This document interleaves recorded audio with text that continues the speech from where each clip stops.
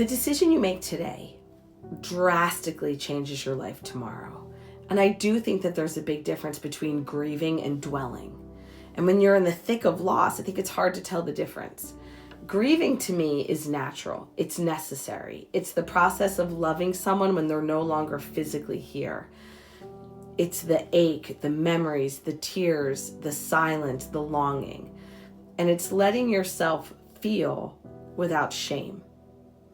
Grieving honors what was. It says they mattered. It allows pain, but it also invites growth. It opens the door for love to allow it to keep existing, even in the absence. Dwelling, on the other hand, is when we start to loop, when we live in the what ifs and the if only so long that we stop ourselves from moving forward.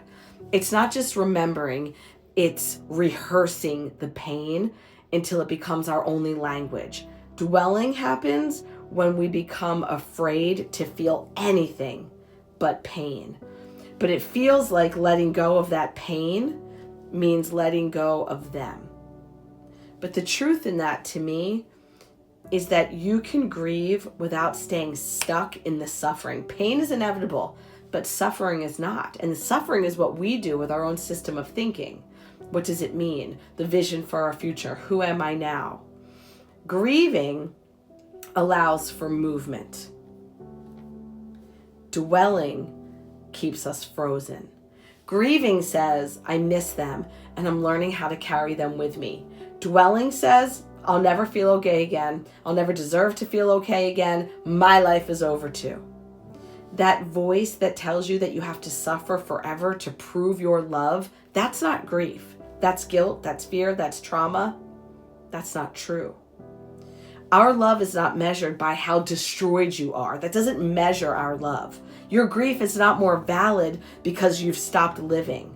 In fact, the greatest act of love might be finding a way to keep going with them, carrying them, honoring them, remembering them, while still giving yourself permission to laugh again, to rest again, to love again, to live again. Grief is sacred. Dwelling is a trap. And it's one that you don't have to live in forever. So if you're grieving, you're not broken. You're not failing.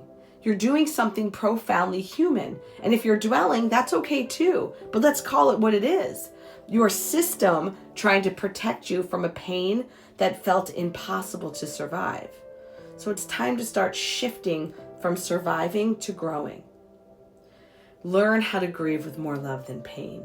Learn how to move forward without moving on. Learn how to stay connected without staying stuck. And you don't have to do it alone.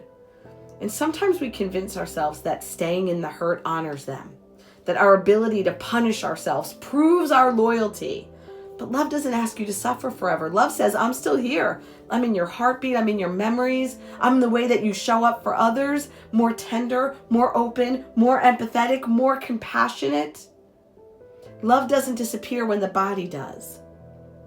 And when we dwell, we lose sight of that so deeply. We confuse pain with closeness. We forget that we can miss someone and still smile, that we can cry for them and also live in a way that would make them so proud.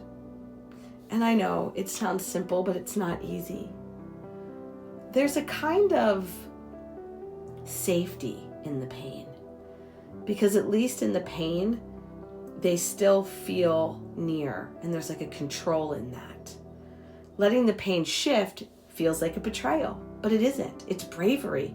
It's the beginning of a different kind of connection. One where you remember them not just with tears and pain and suffering, but with a fierce love that builds something new, a new vision for your future.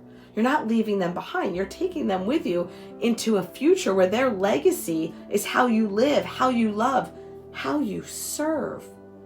All of you here that are going to become a grief coach under my program, how we serve. Let your grief speak, but don't let it silence you. Let it speak, but don't let it silence the rest of you. You're still here. And so are they.